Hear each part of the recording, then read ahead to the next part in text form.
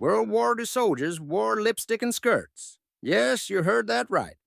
Battle-hardened men dressed in full drag to outsmart their enemies. It wasn't just a disguise. It was a daring act of deception that left the Nazis completely bewildered. This wasn't about fashion. It was about survival, sabotage, and turning the tide of war. Let me take you into the unbelievable story of how soldiers turned skirts and makeup into weapons of war. In the chaos of World War II, survival often depended on thinking outside the box, or, in this case, the closet. From the battlefields of Europe to the islands of the Pacific, soldiers and resistance fighters used every tool at their disposal to outwit the enemy, even if it meant swapping uniform arms for dresses. One of the most creative examples came from the French resistance. Under Nazi occupation, men who looked suspicious were routinely stopped, searched, and often executed. So, resistance fighters devised a bold plan. They disguised themselves as women. With carefully styled wigs, lipstick, and skirts, they transformed into seemingly harmless housewives and shopkeepers. The brilliance of this tactic lay in its simplicity. Nazi soldiers were trained to view men as threats, while women were often overlooked.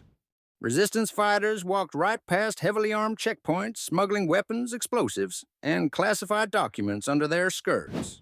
One man even managed to hide a radio transmitter, essential for coordinating with Allied forces beneath layers of petticoats. But it wasn't just the French.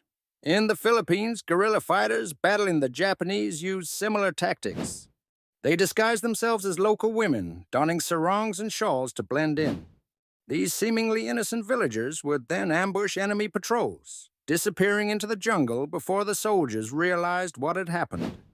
Perhaps the most dangerous missions were carried out by British operatives of the Special Operations Executive (SOE). To infiltrate Nazi-occupied territories, these agents often disguised themselves as civilians.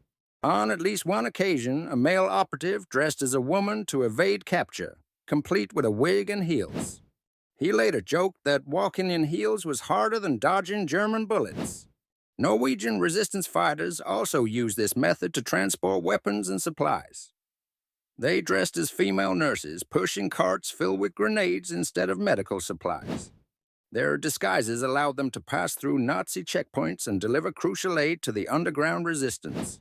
These tactics weren't without risks. If a soldier's disguise failed, capture often meant torture or execution.